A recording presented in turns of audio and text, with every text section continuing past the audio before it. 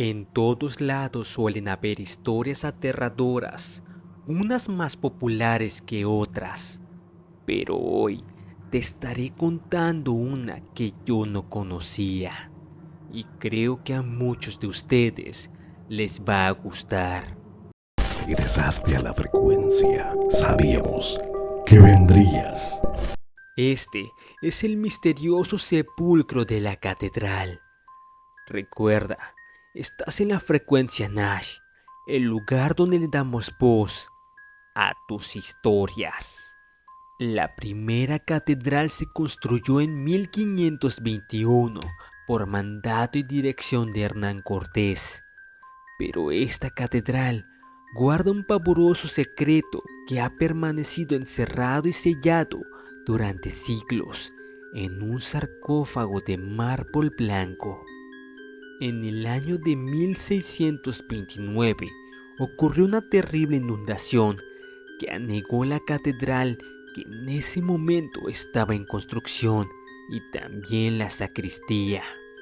Y fue entonces cuando los frailes Tomás y Miguel descubrieron un sarcófago. Los frailes avisaron de este hallazgo al Padre Superior, quien no supo qué hacer con aquel misterioso sarcófago, pues las aguas de la inundación no permitían maniobrarlo. Así que lo movieron a un lugar que solo quedaba el lodo producido por el agua. Así pasaron los días hasta que el Padre Superior ordenó a los frailes que limpiaran el sarcófago para así poder averiguar el nombre del difunto que se encontraba dentro y la fecha en que había perdido la vida. Cuando ya se encontraba limpio, no se encontró ningún dato. Pero mientras los dos frailes lo limpiaban, Miguel hizo un descubrimiento, al cual no dio importancia en ese momento. Se dio cuenta que la parte baja del hábito de Tomás presentaba una rotura, algo como un desgarre. Tomás pensó que posiblemente aquel desgarre se le produjo con un clavo de los muchos que había en la construcción, pero pronto recordó que cuando terminó de limpiar el sarcófago, se sentó sobre él a descansar y sintió como si alguien le hubiese jalado el hábito. Esa misteriosa tarde llegaron a la construcción los arquitectos y maestros de obras. El Padre Superior les mostró el extraño y misterioso sarcófago, mencionando de no haber encontrado ningún nombre o fecha que les guiara para saber quién había sido enterrado dentro de él. Pero no serían los únicos en saberlo, ya que el sarcófago permaneció en el interior de la catedral en construcción. Ya entrando la noche, Fermín de Huesca, joven organista, llegó a la catedral para afinar el órgano. Entonces descubrió el sarcófago y se detuvo ante él. Sentado por la curiosidad, lo inspeccionó y vio que no tenía nombre alguno, pero descubrió que el sarcófago tenía una hendidura en una esquina de la tapa. Cuando se asomó por aquella hendidura para intentar ver el interior, su sorpresa fue enorme. De pronto escuchó un ruido y vio que algo se movía. Entonces se retiró asustado, pensando que posiblemente se trataba de una rata, aunque el silencio y la soledad hacían más siniestro aquel sarcófago. Pero su curiosidad pudo más que su miedo y nuevamente se acercó e introdujo por la hendidura un papel. Pero cuando creyó que el roedor mordería el papel, sintió un fuerte tirón, como si alguien lo hubiese jalado desde el interior. Entonces sacó el papel y se sorprendió cuando no tenía mordeduras, sino que sus bordes estaban arrancados. Asustado salió corriendo, pero por uno de los pasillos de la catedral se encontró con el Padre Superior, quien al verlo tan agitado le preguntó cuál era el motivo de su angustia. El joven le respondió que dentro del sarcófago había alguien. Le enseñó el papel, pero el superior le dijo que seguramente eran alucinaciones suyas. Aquel joven organista, temblando de miedo, le dijo que no volvería a acercarse al sarcófago e insistió diciéndole que adentro de él había algo vivo. Unos días después, el padre superior se acercó con un pequeño cirio, sin ningún temor, al sarcófago y miró que la hendidura era muy pequeña, pero que había la posibilidad que a través de ella hubiera introducido algún roedor. Pegó el ojo en el agujero, a la vez que intentó alumbrarse con la luz del cirio, y de pronto se mostró aterrorizado y gritó.